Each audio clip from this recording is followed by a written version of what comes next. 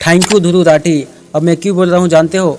इस चीज के लिए। नरेंद्र मोदी जी पूरा हिंदू समाज नहीं है, बीजेपी पूरा हिंदू समाज नहीं है, आरएसएस पूरा हिंदू समाज नहीं है। और आज तक हिंदुस्तान के प्रधानमंत्री मणिपुर नहीं गए हैं। देश ने मिलकर संविधान की रक्षा की है। अच्छा लग रहा है अब कि हर 2-3 मिनट बीजेपी के लोग संविधान संविधान संविधान संविधान कह रहे हैं। दोस्तों, हमारे देश में पिछले 10 सालों में ऐसा पहली बार हुआ कि किसी अपोजिशन पार्टी के नेता को लोकसभा संसद में लीडर अपोजिशन का पद मिला हो। क्योंकि किसी भी पार्टी के नेता को लीडर अपोजिशन पद के लिए क्लेम करना हो तो लोकसभा के 543 सीटों में से एटलीस्ट 55 सीटें उस पार्टी को मिलना चाहिए, तब जाके लीडर अपोजिशन पद के लिए क्लेम कर सकते हैं। लेकिन दोस्तों, 2014 में कांग्रेस को महज 44 सीटें मिली थी और 2019 में लगभग 52 सीटें मिली थी।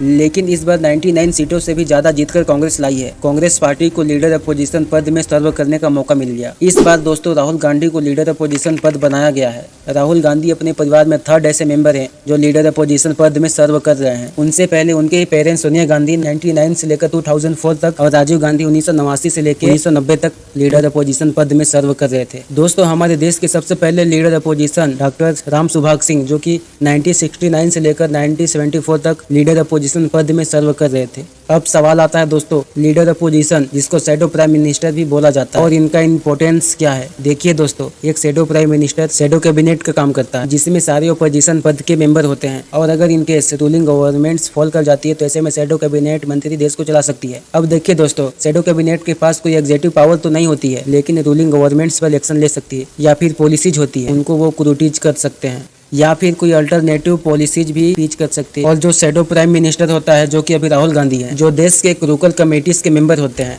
जैसे कि public account, public undertaking, joint parliamentary committee. इसके अलावा शैडो प्राइम मिनिस्टर ऐसे सिलेक्शन के मेंबर होते हैं जो कम्युनिटी रिस्पॉन्सिबल स्टेटरी बॉडीज के हेड को अपॉइंट करने के, जैसे कि CIC या फिर CBI, सेंट्रल इंफॉर्मेशन या फिर लोकपाल, इन सबको अपॉइंट करने के लिए शैडो प्राइम मिनिस्टर का रोल होता है। अब देखो दोस्तों, जब से Rahul Gandhi shadow prime minister बने हैं तब से कांग्रेस की एक अलग ही लहर दौड़ पड़ी है। ये मैं नहीं कह रहा हूँ।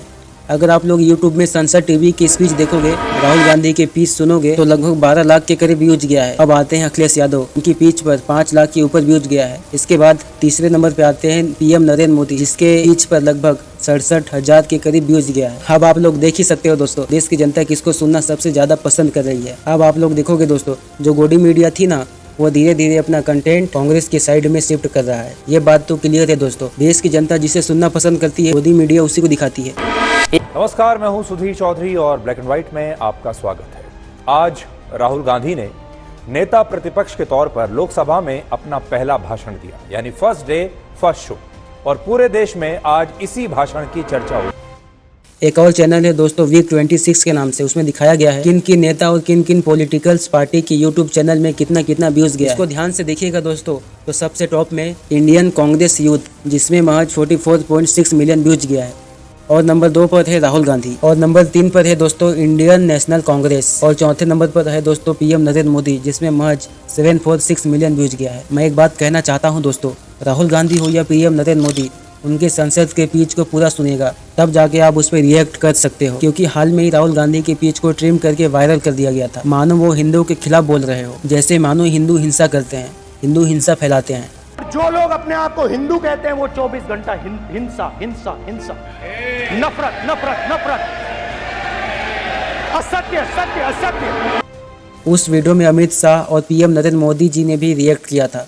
असल में दोस्तों वहाँ पर राहुल गांधी तो कुछ नहीं बोले थे, लेकिन एक पार्ट को ट्रिम करके उस वीडियो को वायरल कर दिया गया था कि राहुल गांधी हिंदुओं का विरोध कर रहे हैं।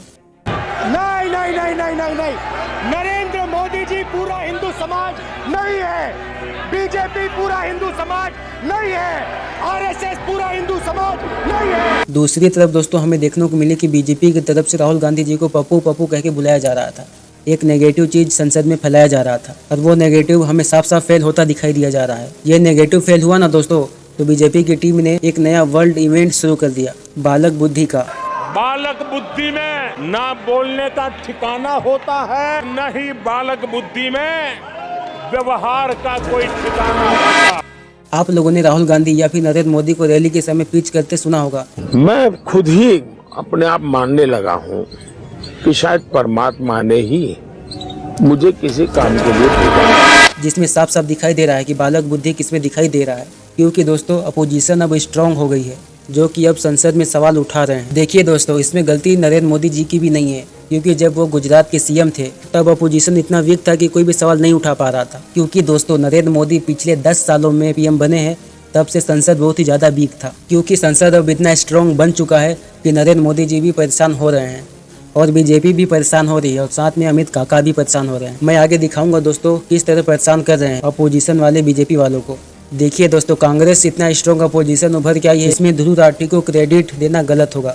क्योंकि दोस्तों राहुल गांधी ने भी भारत भ्रमण किया है, सारे लोगों से मुलाकात किया है, जगह जगह जाकर पर्सनल कलेक्शन बनाया है। क्योंकि भारत जोड़ो यात्रा इतनी इम्पैक्टफुल रही है, सारे देश में घूमकर उन्होंने अलग अलग लोगों से मुलाकात किया, उनकी परेशानियां क्या है वो समझकर दोस्तों उन्होंने अपना पर्सनल कनेक्शन बना लिया है। इसीलिए कांग्रेस को फायदा हुआ है। लेकिन डिजिटल लड़ाई देखी जाए तो इसमें ध्रुव राठी का सबसे बड़ा हाथ है। इससे पहले कि यहाँ कोई नया फर्जी क्लेम उठाए कि ये सारे तो बॉट्स हैं या पाकिस्तानी लोग हैं जो चैनल को सब्सक्राइब कर रहे हैं, देख रहे हैं, मैं आपको अपनी ऑडियंस की स्टैटिस्टिक्स भी दिखाना चाहूंगा। 80% से ज्यादा व्यूअर्स इंडिया से। भारत और दुनिया भर के कई अखबारों में हमारे इस संघर्ष की चर्चा छपी। France 24, the Economist, Al Jazeera, Time magazine, the Telegraph, the Print, Economic Times. दुनिया में अगर डंका किसी का बज रहा था तो वो हमारा बज रहा था।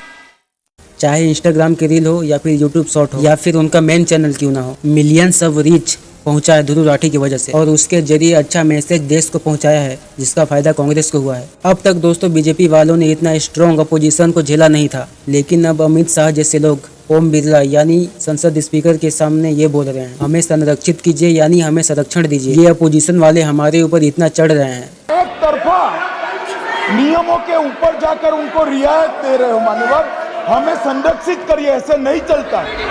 अब आप लोग सोचो दोस्तों, अमित शाह जैसे लोग ऐसे बोल रहे हैं तो अपोजिशन इतना स्ट्रांग बन चुका है। अब हर मुद्दे में संसद में सवाल उठाया जाएगा, जो कि हमारे देश के डेमोक्रेसी के लिए बहुत ही जरूरी था।